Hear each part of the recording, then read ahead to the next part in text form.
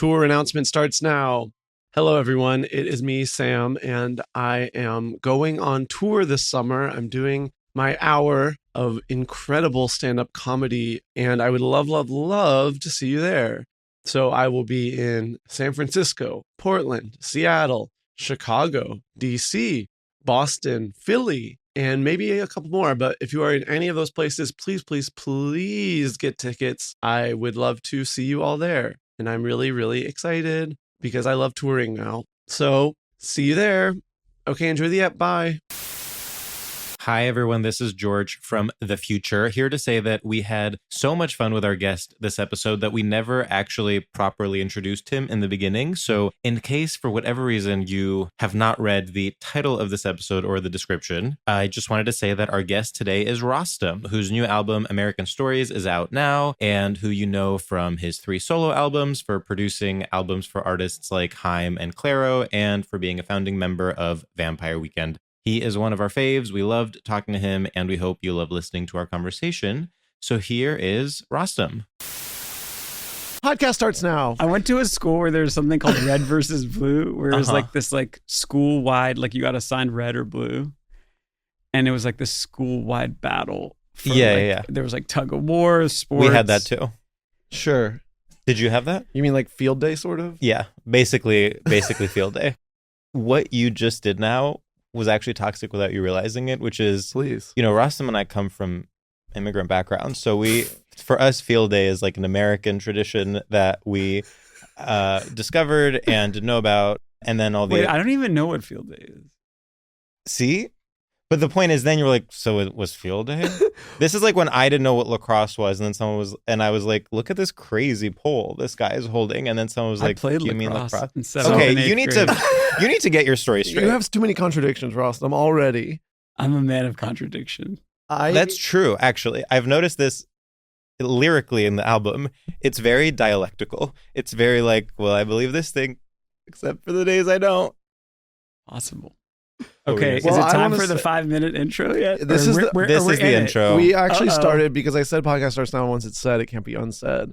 Interesting. So now the podcast has begun. But don't worry, you did skip the intro, which is mostly good because all it was going to be was me going, so George, how does it feel to be in LA? Yeah, and then I would have said, oh, I'm staying in a hotel where it was falsely advertised as having a pool, but it turns out the pool is 1 foot long and is purely decorative, and it's just there for when you have breakfast. And then I would have said, well, it was still very nice and actually reminded me of Zipolite. Yes, it sort of is like if you copied and pasted a seaside hotel, but in literally Thai town in Los Angeles. Okay. So it sort of feels like being on a movie set. So you're getting the full Los Angeles experience. Yeah, the smoke and mirrors are right there. First rule of Zipolite is you can't talk about Zipolite. No, Well, that's honey, true. you should tell that to every gay guy I know because that's all they do. do is talk about it. Well, never forget when the big New York Times article came out. That was like, we found it, the best place on earth. And then everyone was like, this has to stop. I can't believe they did this. But then I read that article and I was like, oh my God, I got to get down there. So I did a trip with a handful of friends December 2019.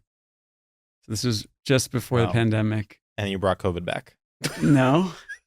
We have a group chat that has survived since this trip in 2019. Really? And it's interesting because, yeah, there's like one couple that stayed together. There's one couple that didn't stay together. But somehow like the group chat from Zipolite survives. With the couple that didn't stay together, both of the members are on the group chat?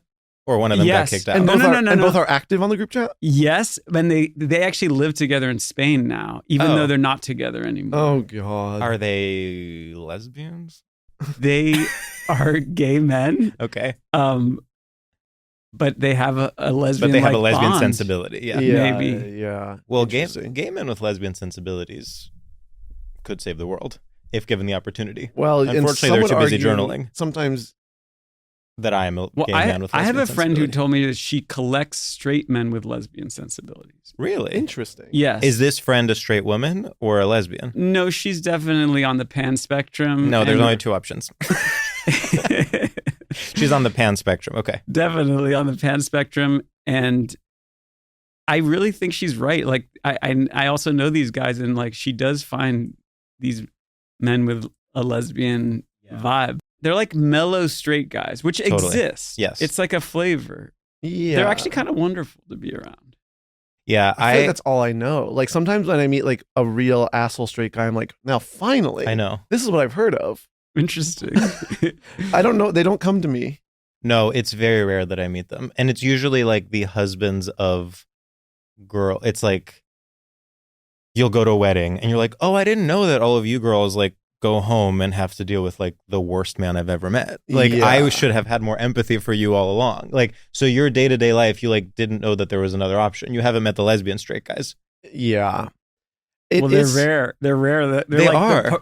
I don't know that much about Pokemon, but I feel like they're the rarest Pokemon. Okay, here's an idea for your friend who's on the pan spectrum and collects lesbian straight guys. She should, but become like a madam for these lesbian straight guys and sort of like a service Well, where she like. I think the lesbian Maybe straight millionaire guys matchmaker. they don't need to, like they're very desirable, right? For the straight women. Yeah. Straight women, they want to find a lesbian Okay, straight guy. interesting. That's like the dream. You know? That's definitely the dream. They But don't need those lesbian straight guys. They're doing great. they are, okay. They're desirable. Because, I could see it going either way. Some women, sorry to be like this, some women say they want a lesbian straight guy and then keep dating sort of horrible straight guys. Have you noticed this? Have you picked up on this trend? I think that it's, I see that it's quite, I have a few female friends who are dating and it's hard. It's the hardest thing you could possibly do. It seems is hard. Be a straight woman dating. Yes. Yeah. And it seems like when you cross the 40 threshold, whereas in the gay world, like I don't know, I don't feel like there's a big change. Time moves a little bit different. Yeah, but I think in the straight world, maybe it gets a lot harder. Completely. To the point where I actually think there should be awards. Like, it's so hard dating as a straight woman that they should have like yearly award shows for it, lists of the women that are doing it the best, maybe in like the pages of Vulture, New York Magazine or something. There should be influencers that are just like, I'm a woman. That's enough. And I am dating. I will say there's a point against the lesbian straight guy. Is sometimes you'll see a lesbian straight guy in a straight relationship and they'll be together for so long. And you're like, you guys should have broken up like 100 years ago. But because you're a lesbian straight guy and you guys are essentially in like a lesbian relationship, you just like put up with each other now. Well, but to be fair, how many gay couples do we know where they're like in a relation? It's like a Clocked. You literally read like my mind. Very it's crazy. dark, loveless No, marriage. that's so true. And like, it's like, wait, what? What are they doing together? Yeah, what is their version of partnership? But completely. It is. Remember Tori Peters? Have you ever read the author Tori Peters? She wrote Detransition Baby. I haven't read that, but okay.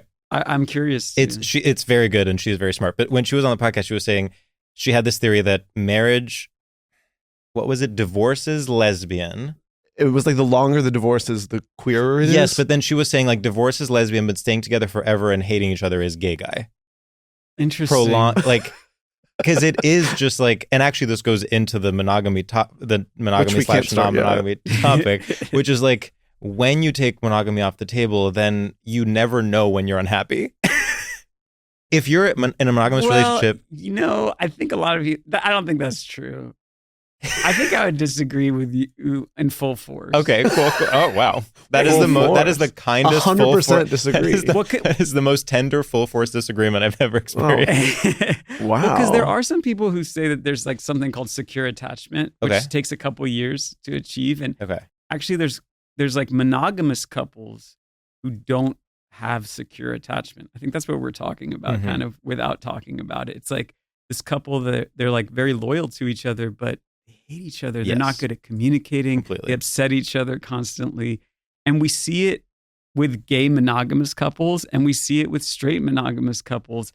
And then we also, those couples do exist that are open and they love each other. And it doesn't, like, the open relationship is not the component. It's not like the whole relationship isn't about being open, which I think a lot of people, especially like straight people, are there. It's hard for them to conceive of a relationship that's open where that is not like every flavor on your tongue at every moment. Yes. It's like, oh, you get breakfast, lunch, and dinner that is, I don't know where I'm going quite with this. No, I see metaphor. what you're saying. Help me if For you straight want, people, or for leave straight me. people, non-monogamy is a huge new trend they were reading about in the New York Times. And it's like the decision is like, do I do it? Do I buy the gear to go skiing?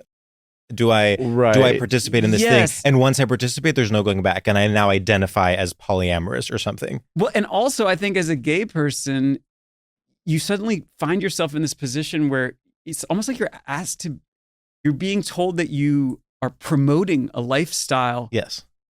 Just because you don't necessarily believe in, like, it seems like it's a binary, right? Like, you're either a strict monogamist or you're interested in polyamory, which means that not only do you have love inside your relationship, but you're interested in love outside the relationship.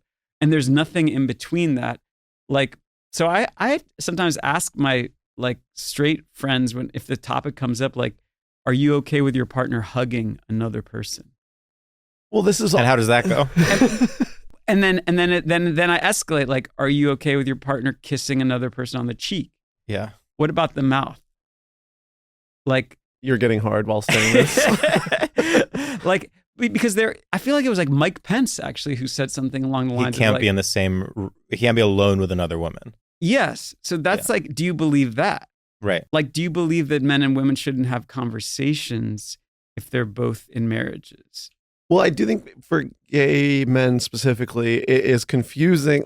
To be monogamous is such a choice, because if you go to a bar, there's a darkroom over there. Like, you're like, there is sex happening. Like, if a straight person was there, they would be like, I went to an orgy. Lock me up and throw away the key. But like a gay person, you're like, well, no, this is like a social gathering that sex is a part of there. Yeah, a gay person's like, this is dinner. And so it's like, you can be monogamous, but it is like drawing the line almost feels I also harder. think there's a generational thing there. And Sure. there's like a generation, there's like people who are just like maybe just 5 years older. I was born in 83. I don't know about what you guys were born. 89. 2005. But I think there is a generation, they're not that much older than us, but for them, I think like monogamy is like this, it is still like a component of their gay life. Do you think it's like a more normalized component of their gay life? We need to talk about the internet reaction to all of this. Okay. It's funny that you brought this up today, because this is something I've been wanting to talk about, which is that the internet currently is like, this is a trend of clip that goes viral, is someone talking about, well, gay guys are always non-monogamous. Yes. And then it's flooded with comments from seemingly gay guys, potentially bots, I don't know. Mm-hmm. But they're like, gay guys can be bots too. Gay guys can be bots. But Many are. Sounds like you're saying something else, but let's keep going. So gay guys, in theory, being like, yeah, right, come down to Dallas and see non-monogamy. Everyone here is closed. Or like, oh, these gay guys think they have to be open. They're brainwashed. You can be closed. The backstory, we asked Rostam, what is your straight topic? And Rostam was like, what if it's monogamy? And we were like, you can do that, but you might walk away dead or otherwise disfigured. And it's one of those things, monogamy versus non-monogamy, that your views on it just have to do with your immediate surroundings and the people you surround yourself with, obviously. So it's like, imagine being someone who has never contemplated it in their life, and you're like on Instagram and you're scrolling, and then suddenly it's a clip of me, some sort of like disgusting gay guy that's bicoastal, and he's talking about how like all the gay guys he knows are non-monogamous. Then you're literally like, well, this completely tears into my entire worldview. That's not what's happening in my immediate community of kind of quasi-suburban Dallas. Sure. I keep bringing up Dallas because I do feel like the comments on your clip in particular were a lot of like, come on down south and see non-monogamy. Well, here's the thing. You get it from all sides, which is there's gay guys doing the whole like, you give gay people a bad name because you're like a whorish, circuit gay, and I'm just trying to live a normal life and be accepted by the Republican Party. And how dare you give our community a bad name? There's that. Then there is, and I'm not exaggerating because I didn't think this still existed, fully people just commenting AIDS, that's why they get AIDS, that's why they get AIDS, You're going to get AIDS. Just fully people that have never met a gay person maybe, or just are fully like old-fashioned homophobic. It's still out there. And then wait, what else? Well, yeah, I mean, I think a lot of people don't understand prep is effective. Well, sure, but I think you're already way ahead of where these people are. People don't understand, like, people who are HIV positive who take their medicine every day are completely incapable of transmitting. And I'm with you, but imagine explaining that to someone saying that's why you're going to get AIDS. But I think that the point I was trying to make about the Mike Pence stuff is, like, if you don't agree with Mike Pence, then you actually are on some part of the spectrum of believing of non-monogamy in non-monogamy, because your version of how men and women should interact or how humans should interact in the real world disagrees with his hyper extreme version of it. So, like, I think we got to, like, slowly open the door to people seeing that their own views, like, are actually somewhere on a spectrum that's maybe different than what they think. That's a really good point. And I think doing what you're saying, which is going step by step and being like, kiss on the mouth. What if it's an accidental kiss on the mouth? What if it's a kiss on the mouth while drunk? What if it's a kiss on the mouth as a dare? Like, what is the limit? Then you are right that it then reframes the conversation as a spectrum rather than black and white. I'm either Stepford wife or going to key parties and getting DP'd. Yes, exactly. So, but simultaneously, I also want to add to this, like, I hate the idea that you become this, like, proponent of 100%. Like, I don't need anyone to. I don't want people to change their life. I want them to live the life that they want, but I also want them to just have perspective on what that life is. And that's why I think the Mike Pence thing, I keep coming back to, but it's just like, yeah, you're like, you believe in playing Twister with your straight friends, or all monogamous people I know are playing Twister with their straight friends.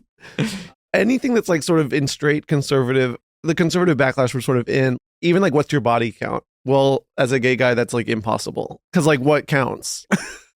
Even, frankly, the concept of losing your virginity. Well, literally. I'm like, well, which one? That doesn't count if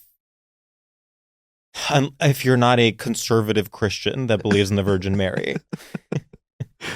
Yeah. So when did you lose your virginity? Yeah. So you have a new album out called American Stories. We are dressed like the American flag. We went Americana with it. Honor of that. Yeah. Would you say it's your Joanne? No. Wow. No, I wouldn't. But did you contemplate a cowboy hat on the cover? You know, just tell me about that.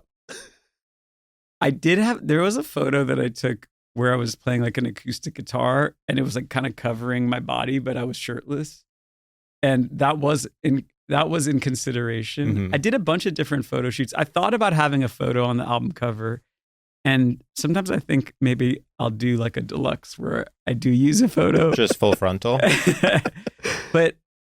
But yeah, like, yeah, I wasn't going for, like, necessarily, I wasn't trying to hit it too hard in terms of, like, just apropos of us wearing red, white, and blue by accident. I did take some photos of me in front of just a regular red, white, and blue flag.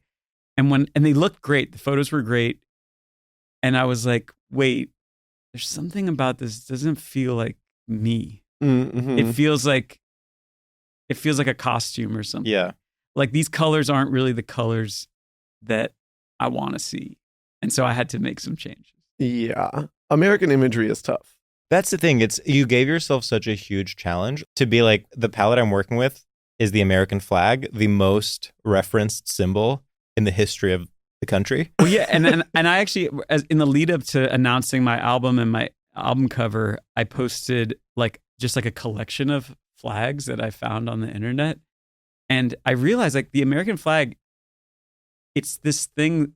What other flag can you think of that has been manipulated in so much, and like changed and sort of like made to represent different things? Mm-hmm. Yeah, the only one I can think of is how the pride flag, they keep adding kinks.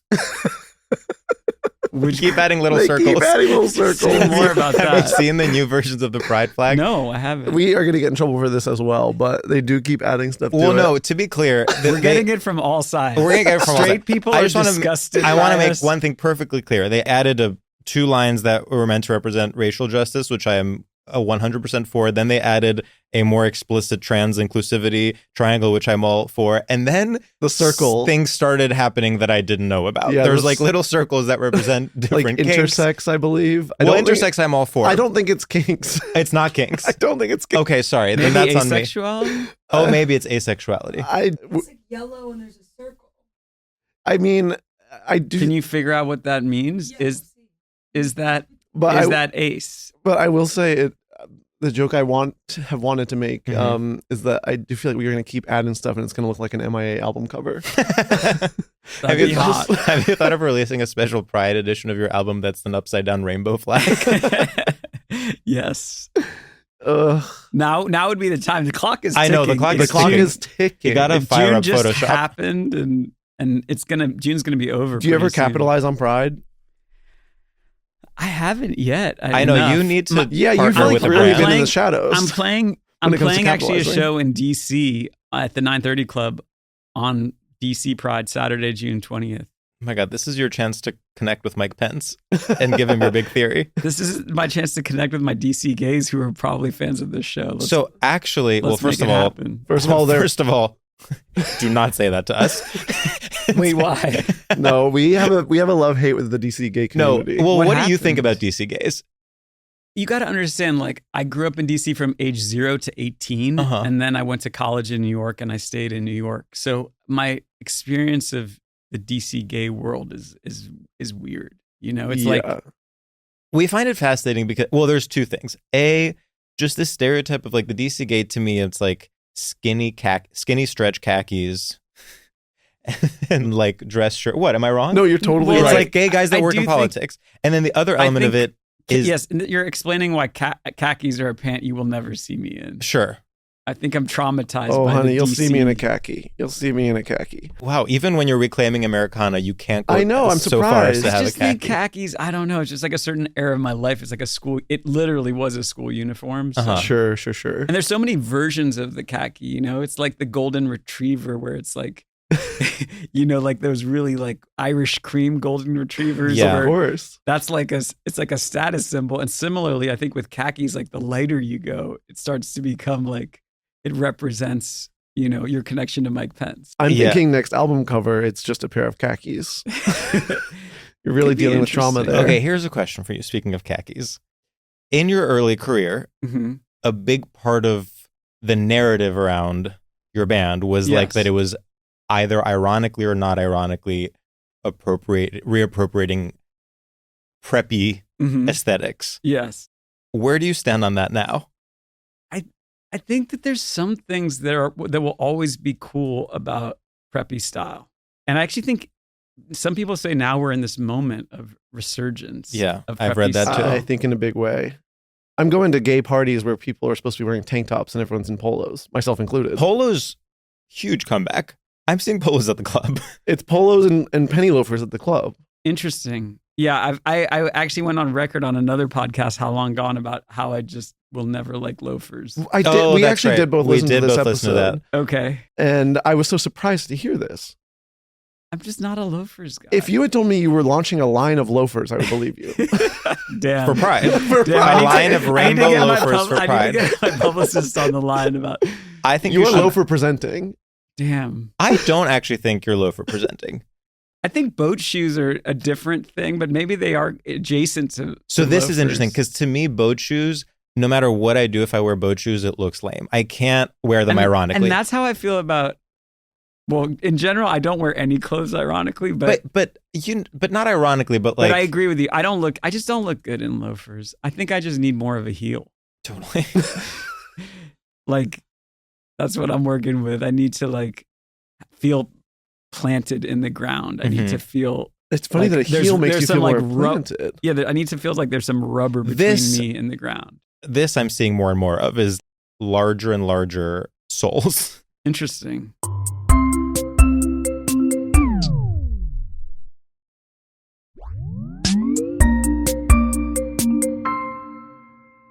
Should we do our first segment? We've Wait, I'm really not been sure yet. bouncing around. No, I but this know. is Is this podcast going to get edited too? no, not even a second of it. All of this goes I in. can't tell. This is. If there's a long pause, you better believe we're keeping it in. There's so much staff here. This is more staff than I've ever experienced. Please in a don't break podcast. the fourth wall like that with our staff. We are a humble, independent podcast that's completely self-produced. by the two of This is us. squatters' rights. We're not even part of iHeart. We have a gun come to here. their They heads. don't know. Yeah. We have to sleep here How because did if you we guys leave get here? Can I learn more to about this the origin? pod to this studio to being or- acquired by iHeart. Yeah, like what's the origin story?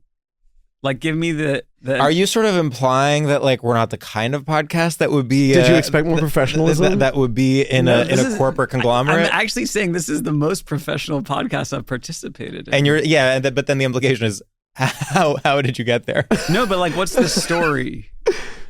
What's the journey? What's our American story? What's our American story? I couldn't have said it better myself. My parents grew up middle to working class in Greece, and they never thought that they could have a son that is a gay podcaster. That's not something that they even allowed themselves to dream. I was just a boy in rural towns all across America. My parents picking up, moving every 2 to 3 years, and never in my life did I think here I would be in Los Angeles, California, with the lights shining bright on our unmakeup faces. Does that answer your question? Not really. Good. So basically, I'm not going to explain our story. What? Oh, Well, you could cut it out. I mean, you guys are in Are control. you genuinely It's interested? legit boring. Oh no, we're stand-up comedians. We met at comedy shows, and then in 2019 we were like, if we start a podcast, then we can promote our shows and more people can come to our shows. And then we started And then the we And then started a it podcast. created an energy. Which of its literally own. Yeah. it ruined our lives. And went then we viral. started it by ourselves. We produced it by ourselves for 2 years, and then we were acquired by Will Ferrell's Big Money Players Network, which is of course the comedy arm of iHeartMedia. Got you. All right, that wasn't And now so we have hard. now we have a staff of over 35 people. They are all unpaid, and they do it for the love of the game. And we tell them they're unpaid contractors, and every year we say, if you just keep at it, maybe you'll be hired full time next year. And it's sort of our thing now where we have people on where we're like, wow, that'd be so awesome to have them on. And then we don't ask them any real questions. Well, I feel like that's like 2026. That's just house style for podcasts. I know. It's true. And I'm like, how do you feel doing podcasts? Are you like, Oh, now we're getting into are it. you like, Jesus Christ, I have to go talk to these like random ass gay Yeah, guys? what was when you woke up this I morning, will what was say, your like, first one thought? thing I like about How Long Gone is that people will go on the show, and if they're chill, they're Mhm. just gonna let it. They'll take it where the wind blows it. Yeah. Like, and then there are some people that about halfway through they start to feel anxious, and you can tell, you could feel it. They're like, wait, why am I here? I need to talk about what I'm promoting. Completely. I can't just be talking about bullshit with Chris and Jason for however many hours. Yeah. And then it becomes this like, I have to promote myself. So here's what I feel about podcasts. I like doing it. I'm conscious of this. Like, you don't need to promote anything. Just be yourself. I think that's what people want from a podcast. And if they like who you are, that incentivizes them. To seek out your work. Okay, Sure. So he's not in his joy and he's in his born this way. I would like that. He's in his born this way. I'm think- more born this way than a He's Joe. saying Jonah. love yourself in your set. Oh, you're saying no matter gay, straight, or bi, lesbian, transgender, alive, you're on the right track, baby. You were born to survive. Literally. I think so. I think that's what I'm saying. I'm saying my thought on podcasts is be yourself. Don't worry about promo. Everyone else is taken. Don't worry about promo. Yeah. Like, okay, I've done like the kind of like music podcasts where you go in deep about the record, and those are cool too, but we should just like talk shit about whatever we want to talk about. Okay. Totally. And if okay. you guys want to talk about the record, I'll talk about it for sure. Okay, who's your favorite Haim? This is a tough question. You can take all the time you need. We'll leave the time. We'll leave the empty space in. Okay. We talk about the Heims a lot on this podcast in a loving way, to be clear. We're not setting you up. We have this recurring game that the listeners really love where it's sort of like Marry, Fuck, Kill, but it's which Haim sister is which thing. So you'll be like, okay, Father, Son, Holy Ghost, which one is Esty, which one is Danielle, and which one is Alana? Wow. And we've actually never met the Haims, even though we've spotted, I think, all three of them between the two of us. I have actually only spotted Danielle over 100 Danielle, times. one of Danielle's big... I'm stalking her, for the record. Well, Danielle's job, her primary job is musician, secondary job, going to restaurants and being spotted. And we have been lucky enough to collaborate with her on that, in that we are the one spotting The one her. spotting. It takes two. It takes two. So pretty much... I think because you know the Haims and because you have insight that we don't, we would be curious to get your take on how we can be better about when we do this game, and if we are wrong about their personality. So in our mind, what we think of them as is Alana's the ingenue, she's a film star. She's always getting in front of the camera. She's always getting in front of the camera. Danielle is like the CEO. She has a spreadsheet. She's on Excel. She's like, you guys, we have to work. Yeah. And then Esty, stand-up comedian, she loves Chris Farley. She'll like make a joke. Molly Shannon. Sure. She'll like walk into a room and like burp, and it's like, LOL. Can you believe I just did that? And people are dying. And people are dying. I can't They're believe like, oh my God, this is the Elton John Amphar Gala. So for example, like I will say Danielle is the most mysterious in a way. Okay. And I think she cultivates that, whether it's by mistake or design, but like she stays kind of mysterious. Okay. Even to you. Even to me. Whoa. Yes. And I think that does go along with your CEO sort of persona. Maybe because even it's puppet master. Because she's not giving a lot of herself away. She's behind the scenes making sure the right levers are being pulled. Yes, I don't want to say too much, but I think she has a very strong vision. Yeah. And that's completely. not necessarily, if you go to a Haim show, you don't necessarily get that. Like you see Alana and Esty, who are so talkative and bubbly and commanding the stage, and Danielle commands the stage in a different way. Mm-hmm. Which Haim would you call if you had a flat tire?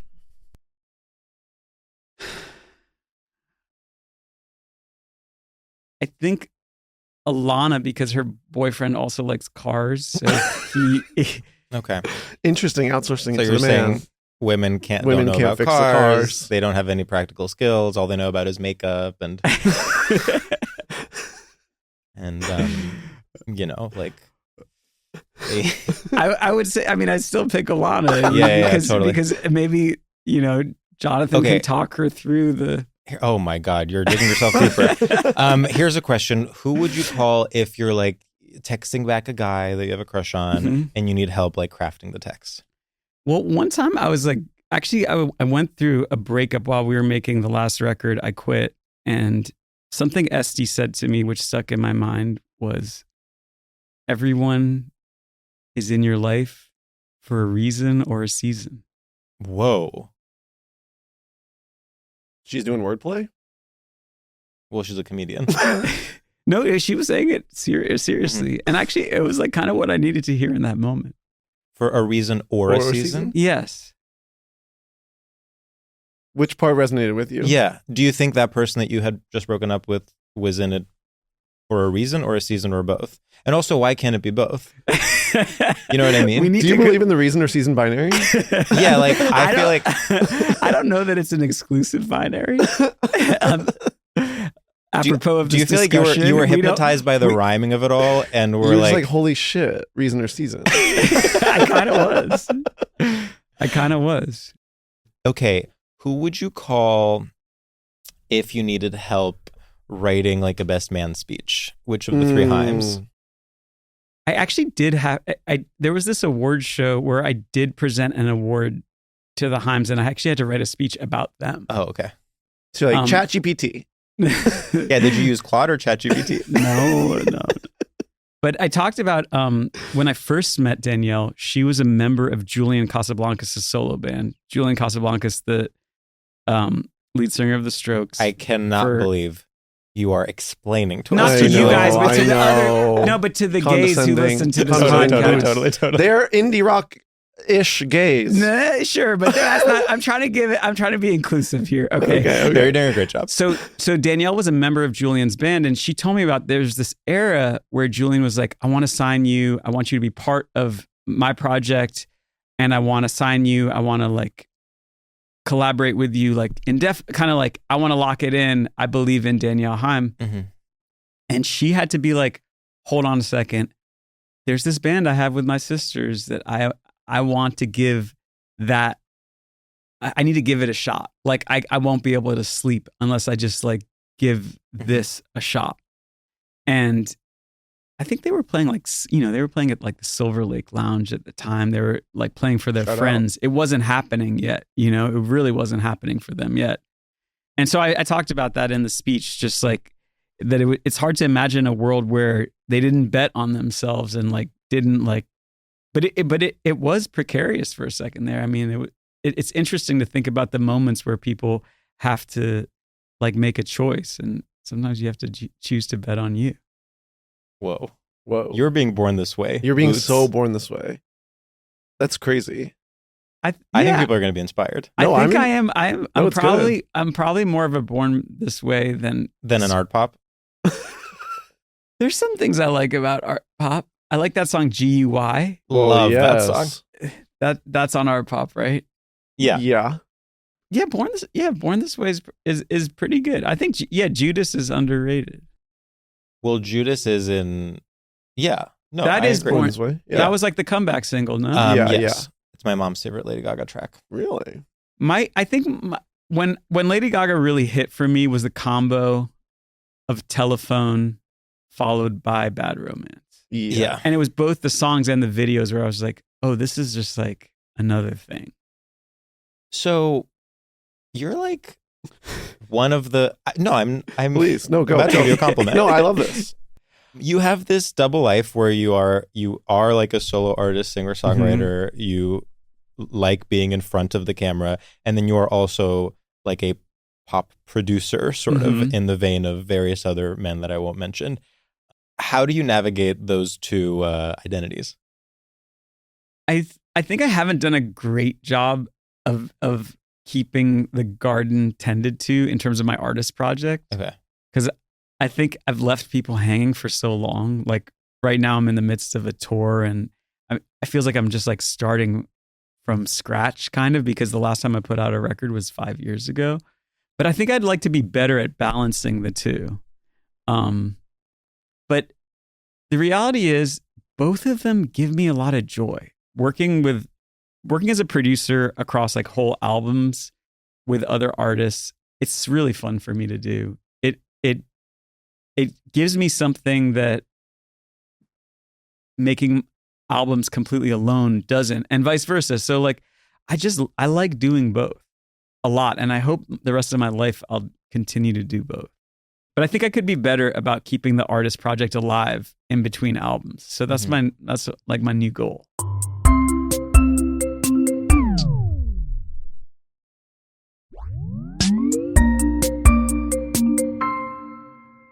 Okay. Rostam, we have a segment. It's called Straight Shooters, and we gauge your familiarity with and complicity in straight culture by asking you a series of rapid fire questions where you have to choose this thing or this other thing. And the one rule is you can't ask any follow-up questions about how the game works. Did you say incomplicity? Is that question? Rosebud Thorn or Jason Bourne? Rosebud Thorn. Wallowing in sorrow or swallowing your Amaro? Amaro. Selling out or getting gout? Gout. Mixed and mastered or you bitch, you bastard? You bitch, you bastard. Venus de Milo or Jesus? That's Claro. Jesus, that's Claro. Philharmonic or Phil Hartman? Hartman. Gorgonzola, Coca-Cola, or Areola? Is that 3? I'm going to allow that question and then say that yes, it is 3. Coca-Cola. Finding your voice or eyeing someone and saying noise? Noise. Okay. Well, first of all, I think you did an incredible job. Yeah, that was awesome. tried my best. I like the part where you really touched your glasses. Yeah, no, you were really good at touching your glasses. And I also liked how when it was 3, it threw you off. Yeah, that was nice. Because you were locked into 2. I was traumatized by this. There was an era, I think this era is past, where my dad, instead of saying, like, say cheese when he took a photo, he would say gorgonzola in this way that I was like, Dad, this is very not you. Can you please never do this Where again? did he... He was trying on silly. He's not normally silly. Not really. It's not really his style. That's scary. Was to see someone try gorgonzola on referencing silly. anything, or he just like thought it like it's like a sound? A well, I funny think word it's to a say? type of cheese. Totally. And it's a silly word. Yeah. So I think people were like, there was like a moment where people thought it was cool to say that. Got it, to got it, get got it, people got it. So he to hopped smile. on the trend. He hopped on the trend. Yes. And I thought that was very my dad behavior. My dad isn't a trend You're chaser. like He's a trend. Trendsetter. Yes, absolutely. 100%. You're like an acting professor. You're like, that's not you. That's not honest. That's how I felt about the gorgonzola trend. Hopefully it's over. Rostam, you really shouldn't bring up the gorgonzola trend. People on social media have been going crazy when we mention that. Should we get into the topic now? Oh, well, first of all, we rate our guests on a scale of 0 to 1,000 doves based on the Lady Gaga song 1,000 Doves. And I do believe that was 911 doves. Wow, 9/11. Never forget. Amazing. That's the first time we've given that score Yeah. because we haven't wanted to touch that number. This is a really provocative episode. Yeah. Okay. So your topic is monogamy. Or Well, that's one That's one topic topic. one, which we're not doing, Which but we're we not already doing. did do. we already did do. So your other topic is, Who drives in a straight couple? Yeah. which was interesting because we started talking about it before recording, and I said, oh, of course, because the man drives. Mhm. And then you two both jumped down my throat and said, not always. Sometimes women Did your drives. mom drive or your dad? My dad. My dad also drove. And my dad also drove. Okay. But one of the straight couples that I'm closest to, the female in the relationship drives. Really? Yes. Is And there's it, no weirdness about it. and Is we already know it's not he- Alana and Jonathan because He loves he wears the cars. pants. No, it's not Alana and Jonathan. Is he European? I don't know. Half Ashkenazi. I think that is European. Wow. Half Ashkenazi, so European. And she's half Filipina. Okay, so that's and also half European. German. Okay. So they're Huh. fully European.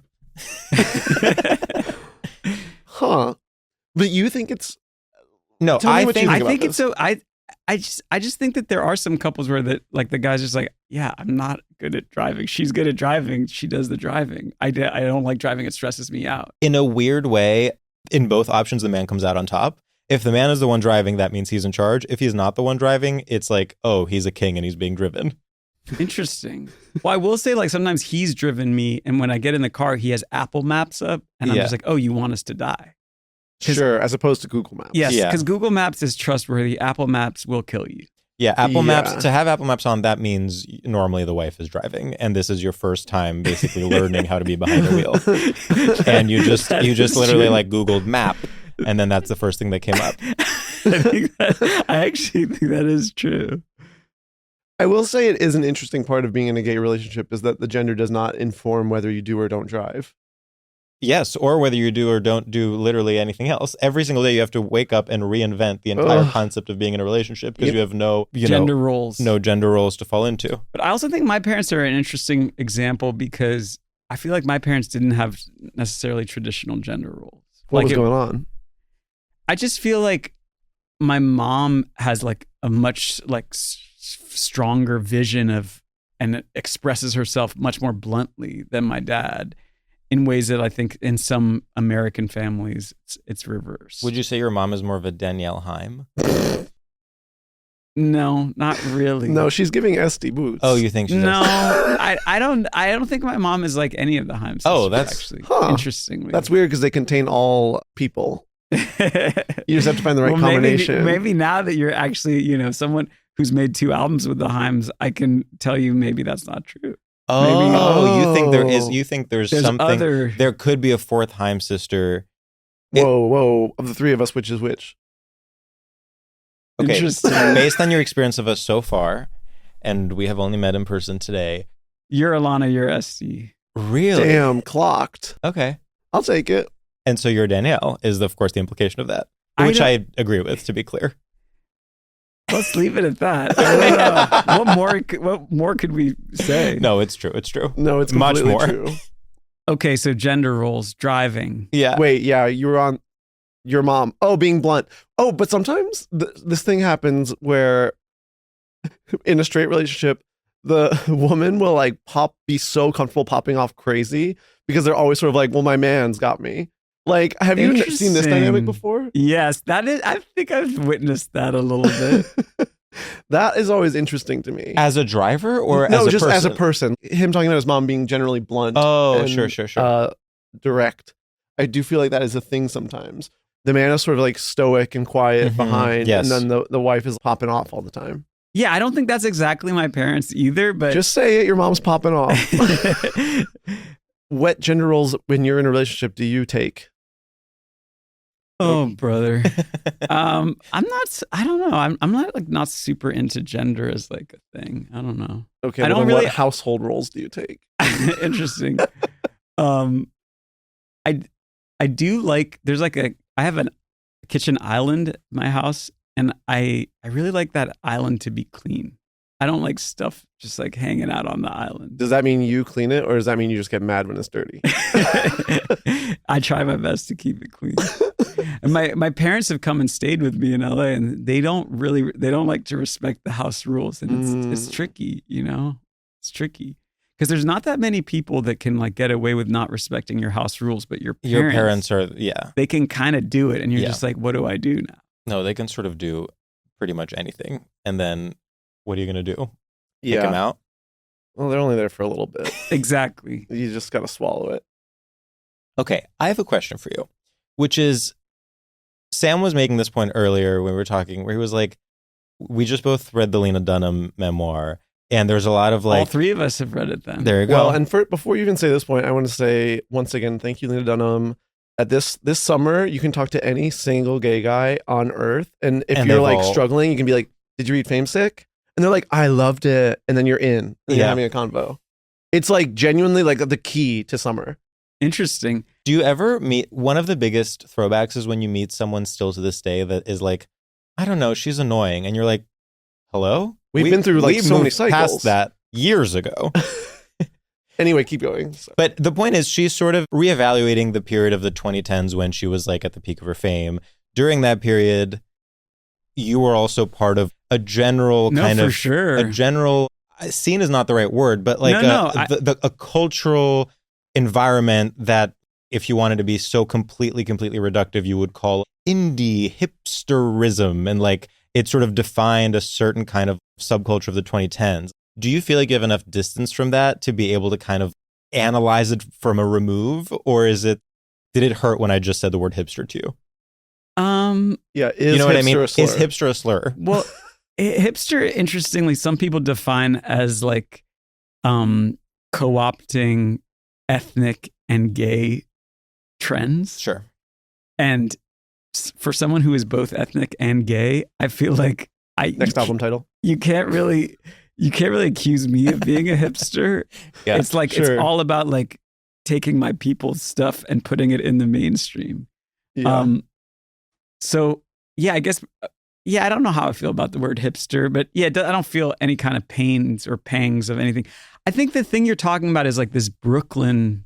It was like there was a Brooklyn moment, Yeah. Of course. and The dream of 2011. The dream of 2011. We always talk about I can go to Solange. Greenpoint and still be in the dream of 2011. what is our favorite video? Solange At Lollapalooza? no, it's on. Pitchfork Fest? No, it's there was like a free concert on the water, sort of in Williamsburg, like where like Smorgasburg is. Yeah. Like in that like lot, Mhm. and she is dancing to Grizzly Bear, mm, and it's like such a And is it both Solange it's and Solange Beyonce? and Beyonce. Solange and Beyonce dancing to Grizzly Bear. Like that dream really was something for us. Or for example, I was living in San Francisco at the time. I saw Charlie XCX at the Chipotle Heritage Festival performing Boom Clap. amazing. Yeah. So basically, we're sort of saying, isn't that weird? That was a song she played for me before it came out. And I think I was like, I don't know if I get this one. Another one was like Same Old Love, which eventually was sung by Selena Gomez. That was a Charlie song? Yeah. I mean, there's like, I think they left part of her vocal in the song. Wow. Yeah. It's not a secret. And did you like that one or no? I think I said something like, I'm so sick of the same old chorus. Damn, got her ass. She really remembered that. But there's other songs she's played me out like, this is a hit. Yeah. She played me rock music the night before it came out. Great song. I thought that was a hit. Have you seen the cover? I mean, I'm sure you have seen the cover of the new album. Yes. It's fun. Music, fashion, film. Which one is Danielle? Which one is Esty? And which one is Alana? You know what? I think it's pretty clear. Yeah, film is Alana. No? Interesting. Well, it's a bit just because she's like it's a bit on the nose. Yeah. I don't know how they fit into that paradigm. But wait, there was another question that was asked that I don't think I answered, wasn't there? Or should I not piss against the wind? No. I think it was Pissing sort against of the wind is about encouraged. about people Brooklyn. seeing Brooklyn from Okay, so like today's perspective. I was actually thinking about this last night because there's a moment in the book that really sent shivers down my spine, which was the moment where she and Jenny Connor are renegotiating their contracts with HBO. Yeah. And the way that it became this thing where like, oh, you're a part of this industry, you're in business, but you're also in business with your friends. Mm-hmm. And what's interesting, I think, for me as someone who makes music and collaborates in some way, shape, and form on anything I do, even my own project, there's collaboration. Working as a producer for other people, it's constant collaboration. And I don't really work with anyone with whom I have a strictly professional relationship. So I'm constantly in business with my friends. And I think what was so scary about the way that perspective, Lena's looking back on renegotiating the contracts, was it seemed like it was really hard for her to have like these internal boundaries. And I think that she did, the way she recounts the story, Jenny does kind of come off as a villain, but I don't think it's quite as black and white in real life. Maybe I'm wrong. No, I think you're right that it's not as black and white. But I also felt this thing of just like, oh, and also how young she probably was. She must have been like in her. Yeah. And I was in such similar situations. Nothing. There's nothing that I look back on with like this dread or bad feelings about, but just like there is something scary about constantly having to navigate being in business with your friends, mm-hmm. and where are the lines between friendship and business. And I think like it is something it's kind of like a muscle you have to learn to like know how to use that muscle and not let things. Completely, because it actually isn't. I think the language of boundaries weirdly is not the right metaphor for it. Interesting. Because there isn't I mean, Sam and I are in business together and negotiate contract. There's no way that I can be like, well, that's my boundary. And if you cross it, then it's a non-starter from there. I actually think boundary culture is deeply flop era right now. I think people misunderstand what boundaries are and just think it's so important to be putting up boundaries. And it's like, right, it is, but it's also a negotiation always. You can't just put up a wall. You have to have like a conversation no matter what. Well, I think one thing that's important about boundaries is like boundaries is not don't call me after 8:00. Yeah. Right. It's I'm not going to pick up if you call me after 8:00. And then when you do, I don't pick up. Right. It's something that you have to actually maintain. Right. You have to maintain that boundary. Like, I think you're right. I semi-agree with you about boundary culture being a flop, but I think it's because people don't really understand what boundaries are and what they're not.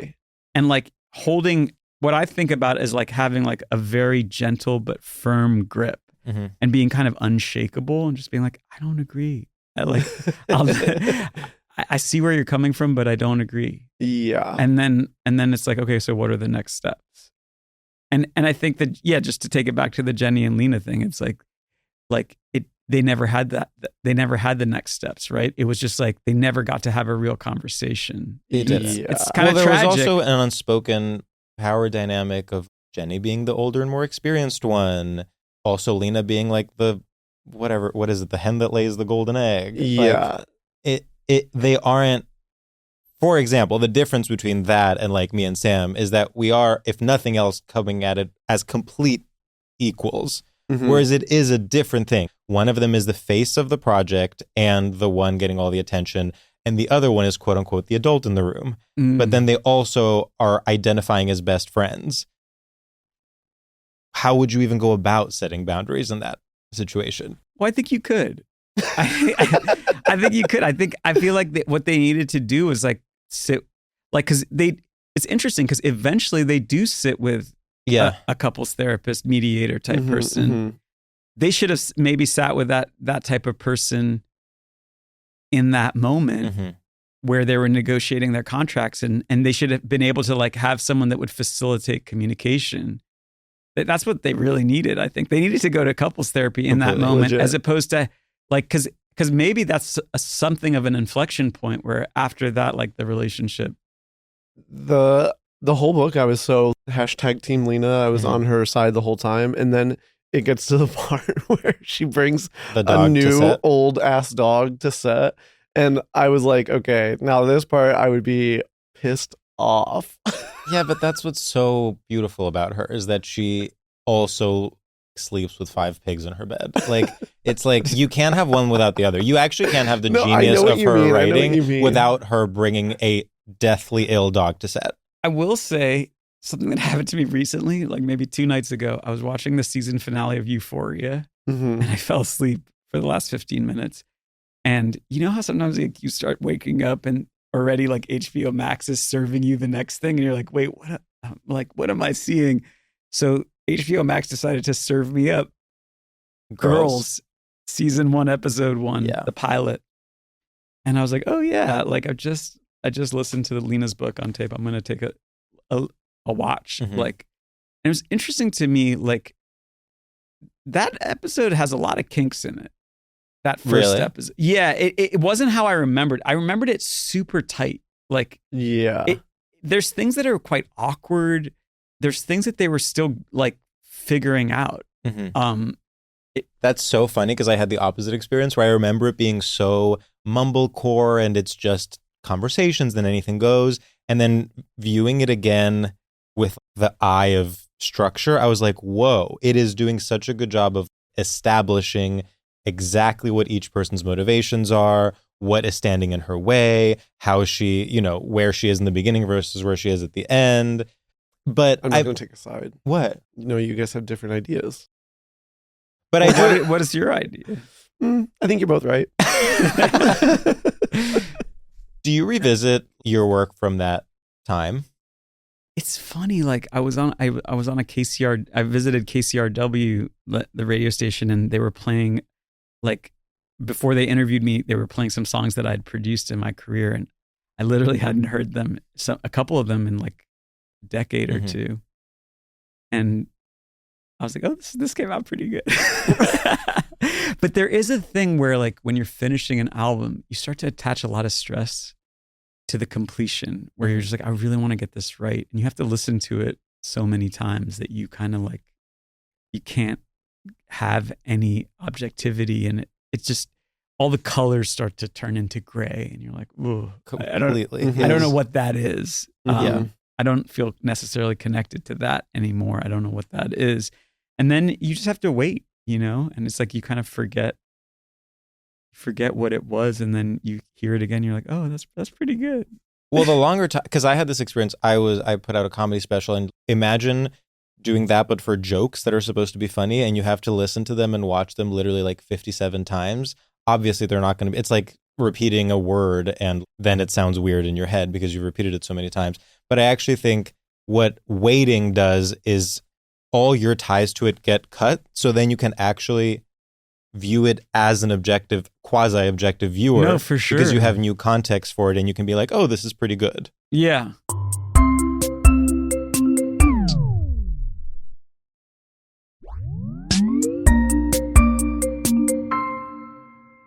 I was just at the Rilo Kiley reunion tour. Amazing. And it made me think that all these bands from that era are like revisiting old. Yeah. Do you have any desire not to Wait, not that's not where I'm going. no.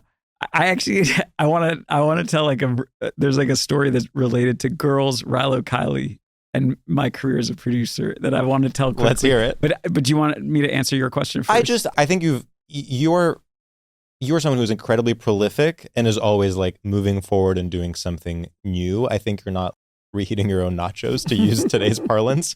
But I'm wondering if you ever have the desire to either completely revisit old work in the sense of, for the 10th anniversary of an album, doing like a tour for it or something, or reinterpret it, do like Rostam's version, do like a quasi remix album or something like that. Or are you just not interested in the past at all?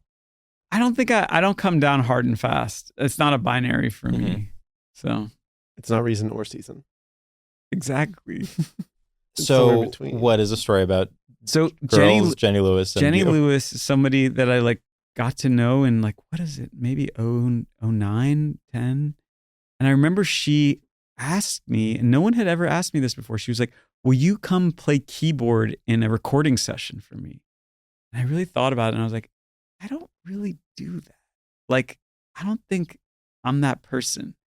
And so I was like, I don't think I'm the right person to do that, but let me write a piece of music and send it to you, and maybe we can turn that into a song. And so like a year later, I did write a piece of music with Jenny in mind. I sent it to Jenny. She came up with a top line right away, like within a few days, and we recorded it. And it was on Girls? It's a closing track of an episode of Girls. Wait, which song is it? It's called Completely Not Me. And it never ended up being on a Jenny Lewis album? It was never on an album. It was just on the Girls soundtrack. Whoa. So you go dig up that song. It's a really good song. I love it. I'm proud of it. Oh, I love Jenny Lewis. That's all I have to say about that. That's all I have to say about that.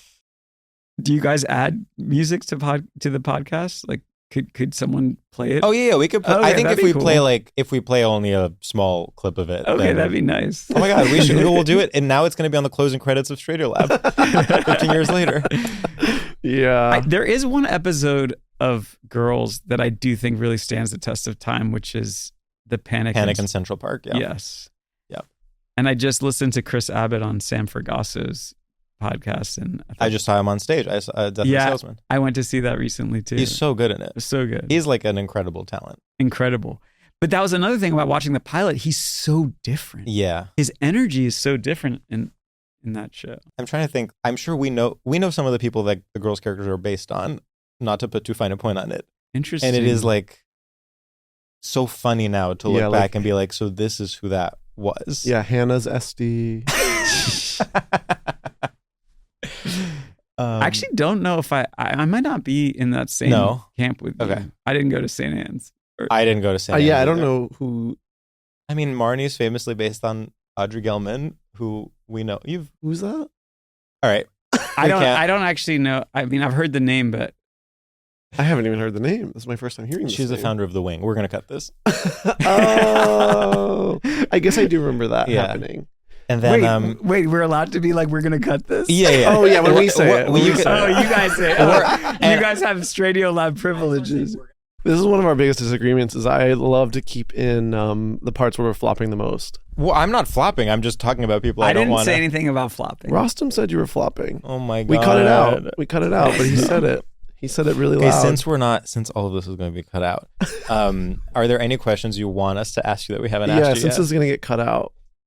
Not really. Like I said, I don't love it when like podcasts enter promo mode, you know? Yeah. It's so funny because we were like, we respect you and we're like, Rostam's here to promote an album, and we both did way more research than we normally would do for an episode. I was reading literally like a New York Mag profile of you from 2017. Wow.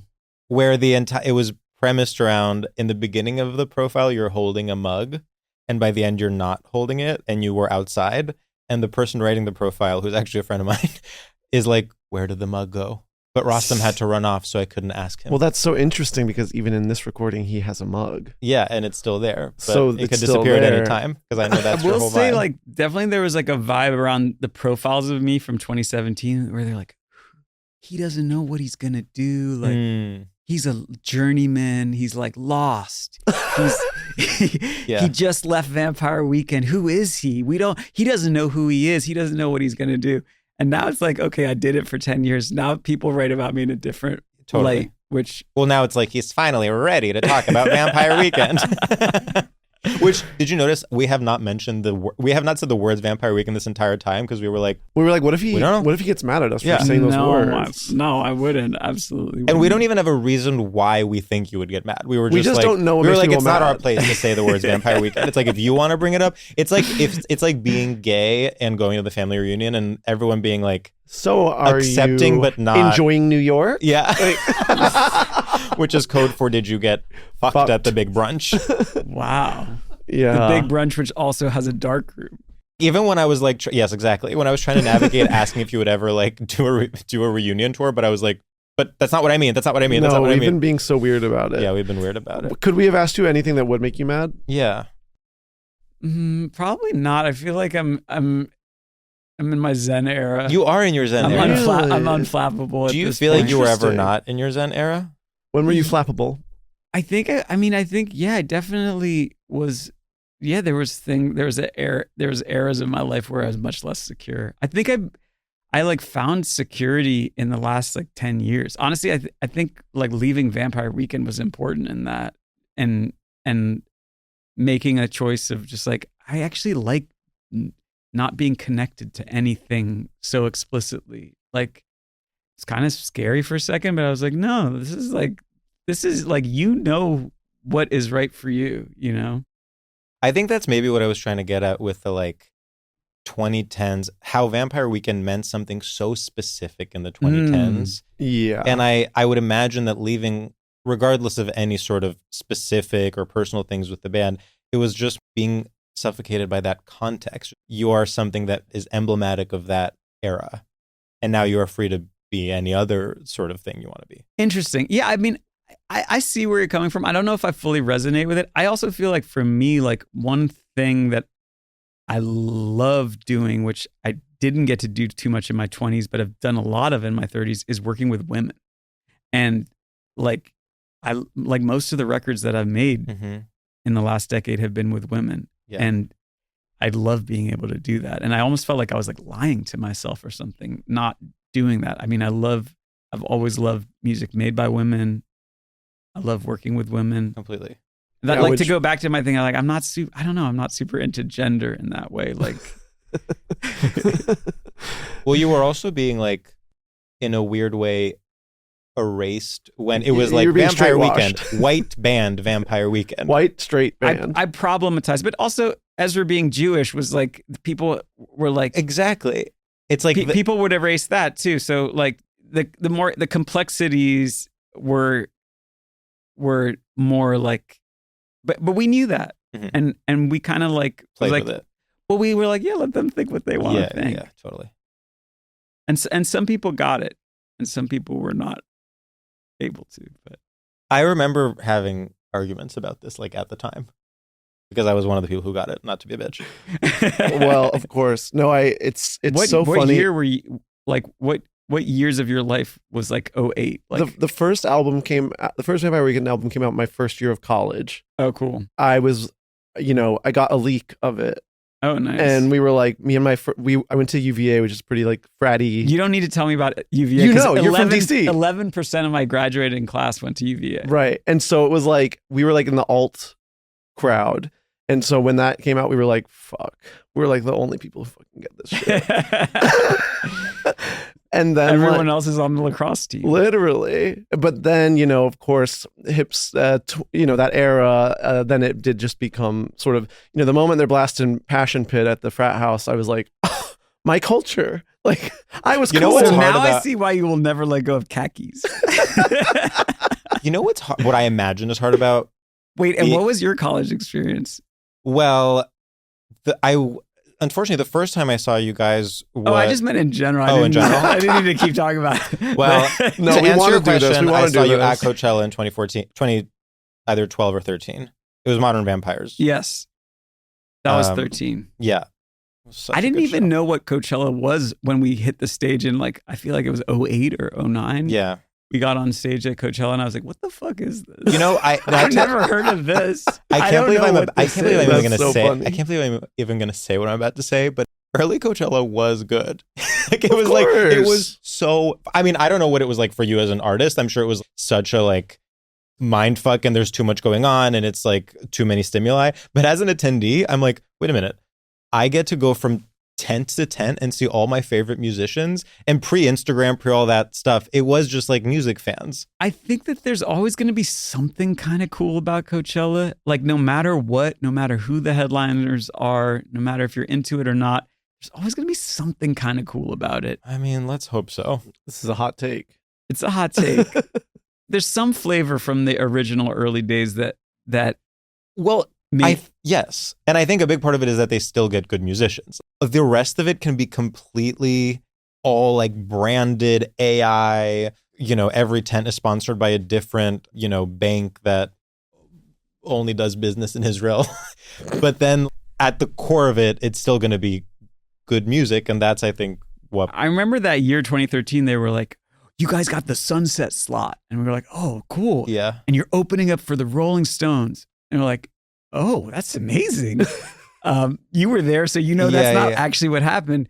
It ended up being like the Rolling Stones had to pull out for some reason. Right, I was about to say I don't remember the Rolling Stones. The Red Hot thing. Chili Peppers took their spot, and then because for whatever reason, because the Red Hot Chili Peppers took the Rolling Stones spot, one of Nick Cave's two bands, which were both playing at Coachella,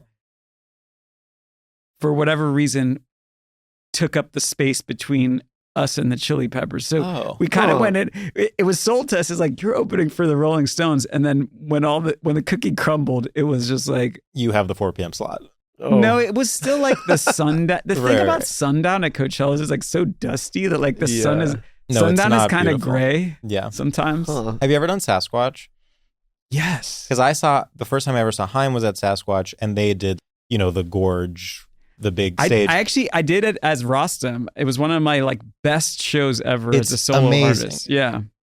And that was when I fell in love with, because they only had that one first album, and they basically just did that album like from beginning to end. Although they didn't do the title track, which I thought was an insane decision, but neither here nor there. Anyway, you should go. I also saw MIA there. Wow, shout out. Should we? MIA I remember hanging out with her a little bit at Coachella, that first Coachella 08. Oh, yeah. I think it was 08. God, take me back. Oh God, We're doing it. We're doing nostalgia for the hipster 2010s. And thank you for allowing us to do that. We both wanted to so bad, but we were like, don't be nostalgic. Don't be nostalgic. And then we did. Anyway, let's do our final segment. Our final segment is called Shoutouts, and in the grand straight tradition of the radio shoutout, we will shout out anything that we are enjoying, people, places, things, ideas. We make them up on the spot, and we go first, and then you will do one. George, do you have one? Let me think. Do you have one? Sure. What's up, freaks, losers, and perverts around the globe? I want to give a shout out to the new Kim Petras album. Oh. This girl has been through hell and back, and we have been there for every single second of it. And, when someone has this sort of ups and downs, you say, what the hell's going on over there in that camp? And you start to get worried, and you say, I'm worried that no one's in charge over there. And then the new album comes out, and you listen to it, and you go, wait, she kind of did it. It's like really good. It's fun. It's different. She's still herself. I'm saying thank you. I'm saying you have your head on straight. I'm saying I get it. Sometimes it just takes a second for your head to get back on straight. And I want to say when people are generally disrespectful of her, they need to take a second and reflect, because she has done a lot, and just because maybe it's not in the traditional clean album formats, that they think it's not as good, but it is as good, and you need to respect her, and she is queen. Shout out Kim Petras, XOXO, Sam. Well, you guys, I want to give a shout out to the company Alex Mill. You make the worst clothes I've ever experienced in my life. It's actually crazy. They're made of tissue paper. I bought this shirt a week ago because once again, I decided to give you a chance after being betrayed by you multiple times over the last 15 years. But I really wanted a bright red shirt, and I bought this one. The buttons are fully coming out. It's been a week. I keep ironing it, and then it becomes crinkly all over again. It looks cheap as hell. And basically what I want to shout out is like, to know that your products are so bad, but have the confidence to be like, we're basically Prada. Just like, we're going to pay off menswear influencers to pretend our product is good. We're going to advertise in this kind of orally color-blocked way where it makes everything look better than it actually is. It really inspires me to get out there and be mediocre, but sell myself harder than ever before. Woo! I gotta say, the color is nice.